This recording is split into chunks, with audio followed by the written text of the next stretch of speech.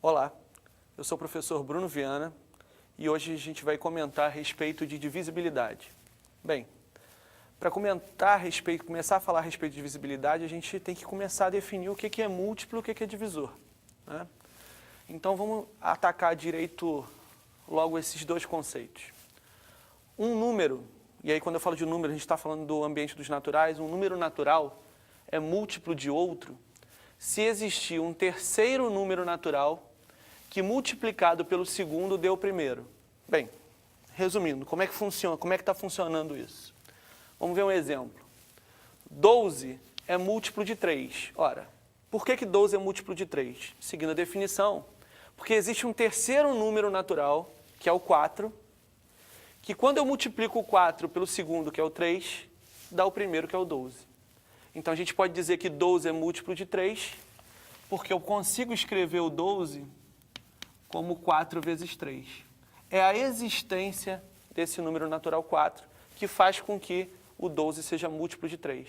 Analogamente, também vai ser múltiplo de 4. 12, por exemplo, já não é múltiplo de 5, porque não existe nenhum número natural que eu consiga multiplicar o 5 e encontrar o 12. Então, 12 não é múltiplo de 5. Beleza? Vamos para o segundo conceito, que é de ser divisível. Um número é divisível por outro se a divisão do primeiro pelo segundo for exata, ou seja, uma divisão exata é uma divisão que dê resto zero. 12, por exemplo, é divisível por 3, porque se eu pegar o número 12 e dividir por 3, eu vou encontrar 4. 4 vezes 3, 12, para 12 nada. A divisão é exata. 12 não é divisível por 5, porque se eu tentar dividir o 12 por 5, vai dar 2, 2 vezes 5, 10, para 12, 2.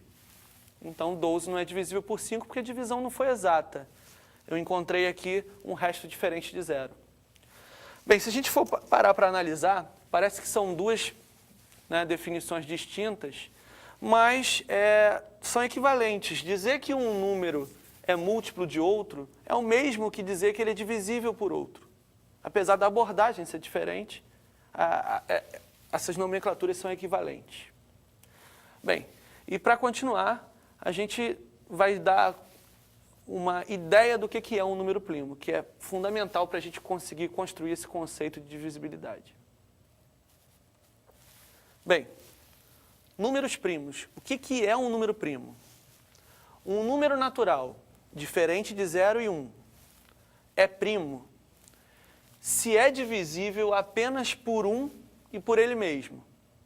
Então, se acontecer isso, se eu tiver um número que ele só tenha como divisores 1 e ele mesmo, esse número é primo. Caso contrário, a gente vai dizer que esse número é composto. Se ele é composto, ele pode ser escrito como produto de números primos. Bem, vamos começar aqui com uma sequência, né, de alguns naturais. Repara que eu tirei o 0 e 1, depois eu comento por quê. A partir do 2. Ok? Bem, o 2, eu posso garantir que ele é um número primo. Na realidade, ele é o meu primeiro número primo, porque não tem nenhum número que divida o 2, a não ser o 1 e ele mesmo. Idem para o 3. O 3, a gente também pode dizer que ele é um número primo, porque, pelo mesmo motivo, os únicos divisores de 3 são o número 1 e ele mesmo. Já o número 4, eu consigo exibir ele através do produto de dois primos. No caso, produto de 2 por ele mesmo. Então, 4, ele já não é primo, porque eu consigo escrever o 4 como 2 vezes 2. Então, o 4 é composto, não é primo. O número 5. Bem, o 5 não é divisível por nenhum número anterior a ele, apenas pelo 1 e por ele mesmo. Então, podemos afirmar que o número 5 é um número primo. O número 6. O número 6, eu já consigo ver que ele é divisível pelo 2 e pelo 3. Então, eu consigo escrever ele como 2 vezes 3. Logo, 6 é composto, não é primo. O 7. só é divisível por 1 e por ele mesmo. Nenhum cara, nem o 2, nem o 3, nem o 4, nem o 5, nem o 6 conseguem dividir o 7. Só o 1 e ele mesmo. Então, o 7 é um número primo. O 8, eu já posso escrever ele como 4 vezes 2, ou melhor, como 2 vezes 2 vezes 2. Se o 8 pode ser escrito dessa maneira, ele é composto. Logo, não é primo. O 9. O 9, eu posso escrever o 9 como 3 vezes 3. Também não é primo. O 10, eu posso escrever como 2 vezes 5. Então, 8, 9 e 10 não são primos, são números compostos. O 11. O 11 eu não consigo dividir por ninguém aqui, só por 1 e por ele mesmo. Então, o 11 é primo.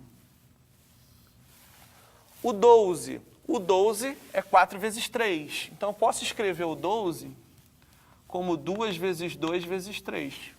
Só como produto de primos, então, o 12 é um número composto. O 13. O 13 é um número primo. Só é divisível por 1 e por ele mesmo. Nenhum dos anteriores consegue dividir o 13. Já o 14, eu consigo dividir ele pelo 2 e pelo 7. Tanto que eu posso escrever o 14 como 2 vezes 7. O 15 eu também consigo escrever como 3 vezes 5.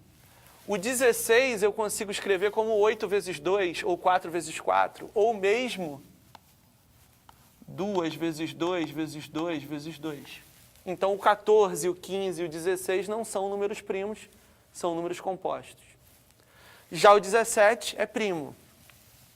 O 17 é primo porque ele só é divisível por 1. Nenhum desses aqui divide o 17, só é divisível por 1 e por ele mesmo.